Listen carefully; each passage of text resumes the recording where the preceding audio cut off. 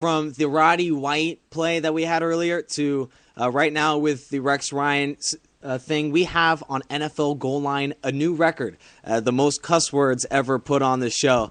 Certainly not a record we hope to break anytime soon. But right now for the Jets, certainly Tim Tebow is on, Mark Sanchez, excuse me, on the hot seat now. Right now with 2-2, you look at the record, and certainly not a record that you're that fond of after such a favorable schedule, getting blown out in the game against the Steelers and then blown out in the game against the 49ers, against good teams, the Jets. And you don't want to put I want to put this right off the back real quick. The New York Jets are not a bad team at quarterback. They're a bad team all around. Rex Ryan improves that defense, but against a dominant team, the talent shows. And right now, the talent is lacking. For years, the Jets have failed in the drafting category and throughout free agency to make plays and moves that the Jets will be in favor of. Certainly one of the most under-talented squads. I do say one of the bottom 10 as far as talent in the National Football League. From quarterback, you don't have a star quarterback. Santonio Holmes, well, now we know he can't stay on the field. And you don't have an offensive line. In that game against the Niners, they got pummeled. They're not an offensive line that can go into a big-time team and win. And now the Jets, if they happen to pull off some wins, they'll have to play on the road in the playoffs, but I don't see the Jets even making the playoffs. And obviously with quarterback situations that they have in Tim Tebow, Mark Sanchez, and that whole debacle, Tim Tebow, we could see him starting sooner rather than later. Yeah, I think if you're a Jets fan, really the only thing you have to be positive about is you're still tying for the lead in the division, as the Bills, Patriots, and Jets are all 2-2 on the year. But, that might be as close as they get to the top of this division. In net points, they're negative 28. And to prove the way this division is, the Patriots are the only team with positive net points, excuse me. The Bills, negative 16, and the Dolphins, negative 4. So, really, you look at this team, at the moment, I guess they're as good as anyone else. They have the same record as the Patriots, for that matter. But overall, there's nowhere to go but down. I really don't know Tim Tebow or anyone that they can put in a green and white jersey this year that's going to help the sinking ship or the crashing jet, if you will. Absolutely. Who's picking the New England Patriots to not win as many games later in this year than the New York Jets? Obviously, even with Tebow and increasing that kind of fan notoriety and getting the team on Tebow's back, certainly the Jets are they're not making the postseason, and they still have to face the Patriots twice.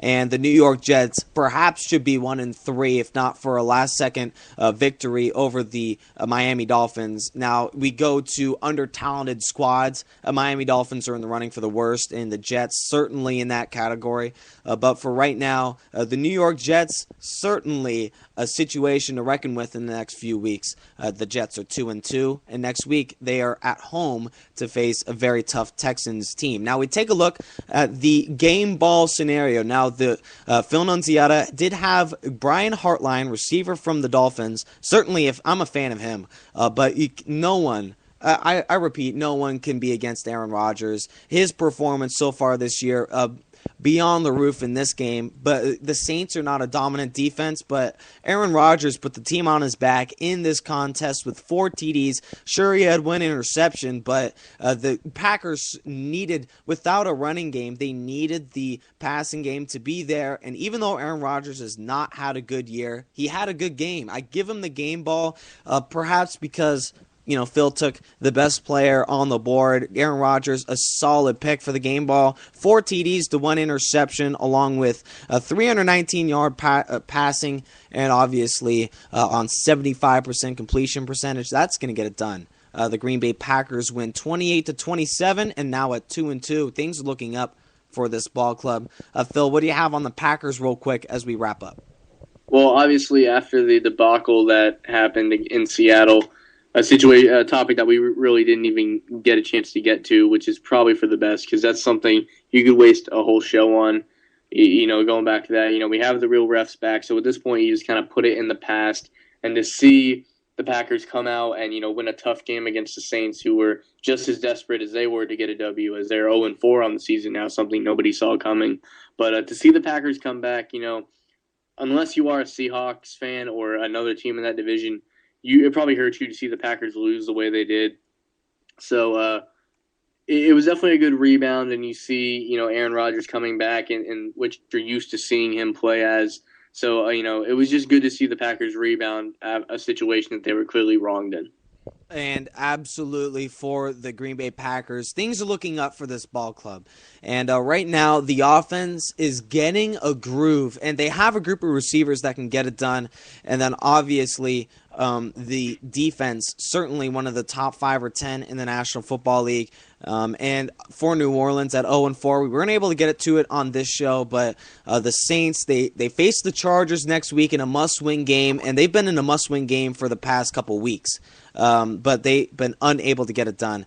Certainly one of the top matchups to go for in the next week. We'll round out the scores before we end this show, as the Baltimore Ravens on Thursday night defeated the Browns in a game that was absolutely unwatchable. And then the Falcons defeating the Panthers.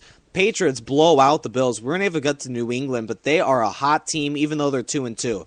The Minnesota Vikings defeated the Lions 20-13. Texans win over the Titans, along with the Chargers in convincing fashion. 49ers blow out the Jets 34-0. Rams and the Cardinals in last-second fashion, winning their games. Denver Broncos blow out the Raiders. The Cincinnati Bengals 27-10 over the Jaguars. Packer 1-point win over the Saints. The Redskins on a game-winning drive by RG3 defeat the Tampa Bay Buccaneers, and Schiano and that squad 1-3 on the year. What to make of the Broncos moving forward? And then the Sunday nighter between the Eagles and the Giants, last second sort of a debacle at the referee position. We will perhaps get to the officiating next week, but as for the Cowboys and the Bears, Phil, certainly in the bag at this point.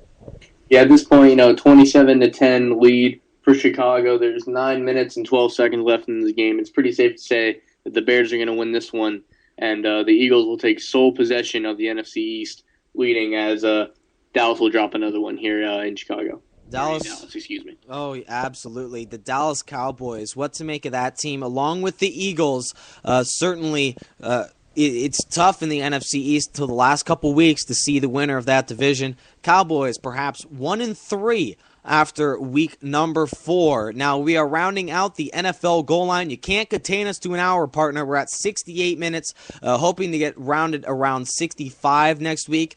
We always try to bring you the up-to-date NFL action around the National Football League. Phil his game balls with Brian Hartline. Mine, Aaron Rodgers, will give you the weekly game ball along with all the trending topics around the National Football League. This is Nick Rice along with Phil Nunziata on another week of NFL Goal Line. Thank you guys for listening. Cameron Sadeki was great on the show along with Stephen Hughes.